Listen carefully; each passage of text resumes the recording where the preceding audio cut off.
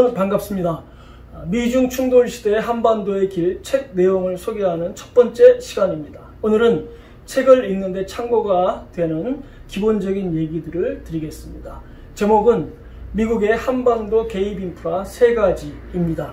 1. 미국의 한반도 분할과 한국전쟁. 2. 한국전쟁 이후 미국의 한반도 개입 인프라 3가지. 이런 순서로 말씀을 드리겠습니다. 1. 미국의 한반도 분할과 한국전쟁.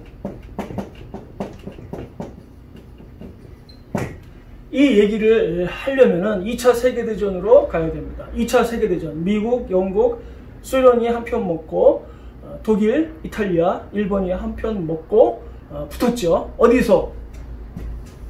유럽과 아시아에서. 먼저 유럽을 보겠습니다. 나치 독일이 1939년에 폴란드를 침공하고 1940년에 프랑스를 점령하고 1941년 6월에 영국을 빼고 유럽을 전부 먹었어요. 그런데 영국이 아니라 방향을 바꿔서 소련으로 쳐들어갑니다. 여기 동부전선에 최정예사단 260개를 투입하고 이쪽 서부전선에 그거보다 떨어지는 59개 사단, 그리고 아프리카에 4개 사단을 배치합니다. 2차 세계대전 중에 독일군 1350만 명이 죽거나 다쳤습니다. 이 중에서 1000만 명이 여기 소련과의 전쟁에서 발생했어요. 80%가 여기서 나왔다. 자, 유럽의 2차 세계대전은 사실상 독소전쟁이었다. 나치 독일을 무너뜨린 것은 소련이었다. 자, 침공을 당한 지 정확히 2년 만에 1943년 6월에 소련이 반격을 시작합니다. 소련 땅에 독일군을 내쫓고 동유럽의 독일군을 몰아내고 서쪽으로 가는 거죠.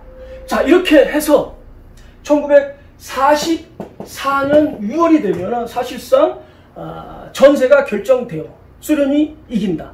바로 이 시점에 미국과 영국 연합군이 프랑스 해안 노르망디로 상륙을 합니다. 노르망디 상륙 작전. 자, 이제 양쪽에서 독일을 공격하니까 여기 베를린이 있죠. 독일이 버틸 재간이 없습니다. 독일의 항복은 이제 시간 문제다. 그 시점 1945년 2월 시점에 크림반도의 휴양지 얄타에 미국, 영국, 소련의 정상이 모입니다. 얄타 회담이죠. 안건은 크게 2가지. 하나는 유럽의 전후 질서를 어떻게 하느냐. 소련이 점령한 지역은 소련 영향권, 미국과 영국 연합군이 점령한 지역은 미국, 영국 영향권, 그리고 독일은 분할 점령한다. 합의가 됐어요. 다른 하나는 여기 아시아 태평양 전쟁에 관한 겁니다. 1945년 2월 시점에 미국은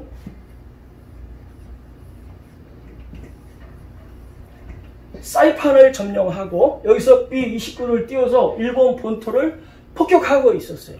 일본이 해군 공군이 거의 망가지고 이 B-29가 너무 높이 떠서 폭격을 하기 때문에 대공포가 닿지 않고, 그래서 이 공격을 그대로 당하고 있었어요. 막 미국 이 B-29 폭격기들이 소위탄을 막 쏟아 부어가지고 일본의 대도시들이 막 잿더미가 되고. 자, 그러나 일본은 뭐라 그러냐? 1억 옥세, 본토 결전, 죽을 때까지 싸운다는 거예요. 미국이 계산을 해보니까, 시뮬레이션을 해보니까 일본 본토를 전부 점령하려면은 미군이 100만 명이나 죽거나 다친다. 애가 타는 거예요. 그래서 소련에게 이쪽 아시아 태평양 전선으로 빨리 좀 참전을 해라. 이렇게 요청을 합니다. 소련이 대답하기를 우리가 독일하고 싸우느라고 희생이 너무 크다.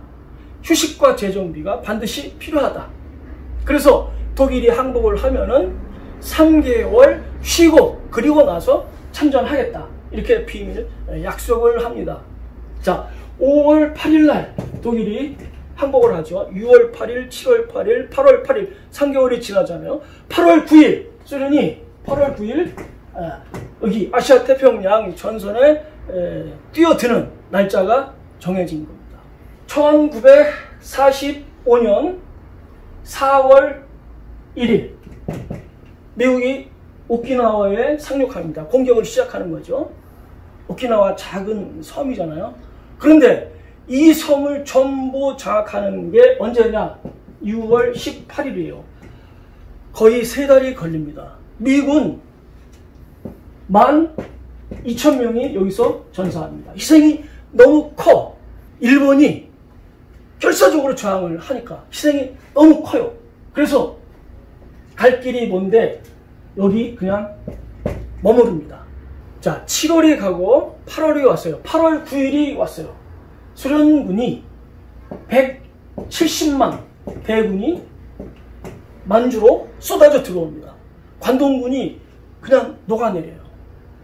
8월 9일 날 들어왔는데 8월 11일 시점에 이 사람들이 어디까지 오냐? 일본 본토 맨 끝이 위쪽이 홋카이도죠. 그 북쪽 여기 쿠릴 열도에 도착합니다. 그리고 한반도에는 나진 여기까지 옵니다. 그냥 두면은 소련이 일본 본토로 전부 내려오고 한반도 남쪽까지 진주하는 이런 상황이 벌어지는 거죠. 미국은 여기 오키나와에 있고, 자, 이때를 전후로 해서 미국이 원자폭탄을 사용합니다. 8월 6일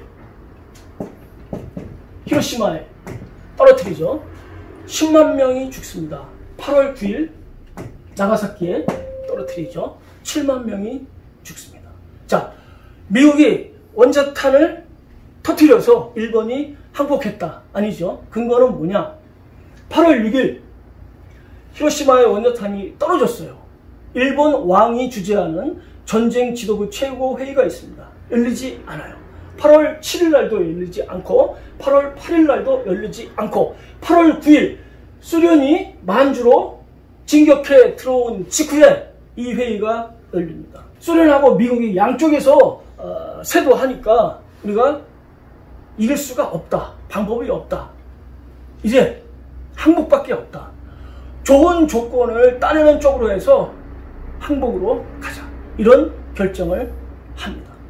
자, 조금 있으면은 일본이 항복하는 게 시간 문제인데 얼마 안 남았는데 미국은 왜 이때 원자탄을 썼을까요? 소련을 위협하는 거예요. 자, 니네는 이런 거 없지. 우리는 있다. 한 방에 10만 명씩 죽일 수 있는 그런 거 있다. 우리하고 타협할래? 아니면 싸울래? 8월 14일과 15일을 전후로 해서 미국이 소련에 비밀 전문을 보냅니다. 타협 아니죠. 자, 일본은 본토로 내려오지 마라. 여기 쿠릴 열도에서 멈춰라. 한반도는 38선을 경계로 분할 점령하자. 자, 유럽의 전범 국가 나치 독일은 분할됐죠. 아시아의 전범 국가 일본은 분할되지 않았습니다. 아무 죄도 없는 우리가 분할됐어요. 한반도가 분할됐습니다. 자, 어제까지 연합국의 일원이었던 미국과 소련이 이제 적이 됐어요. 냉전이 시작된 거죠. 한반도가 냉전의 최전선이 됐어요. 세계 패권을 놓고 양쪽이 한반도에서 충돌하는 거예요. 자, 남의 자본주의, 북의 사회주의, 남의 자본주의가 또 대립합니다.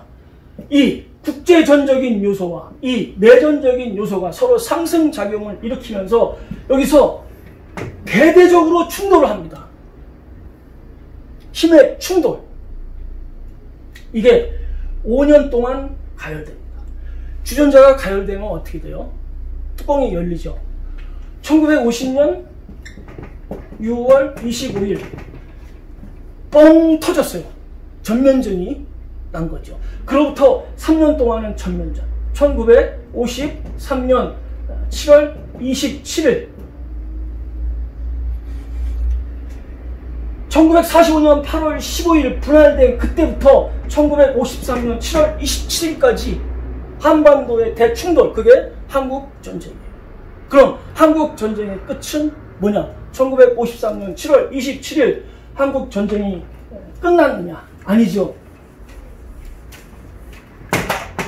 뭐냐? 정전, 전투 행위를 잠시 정지한 상태. 이게 한반도의 분할로 한국전쟁이 일어나고, 이 한국전쟁의 결과로 정전 협정이 맺어지는 겁니다.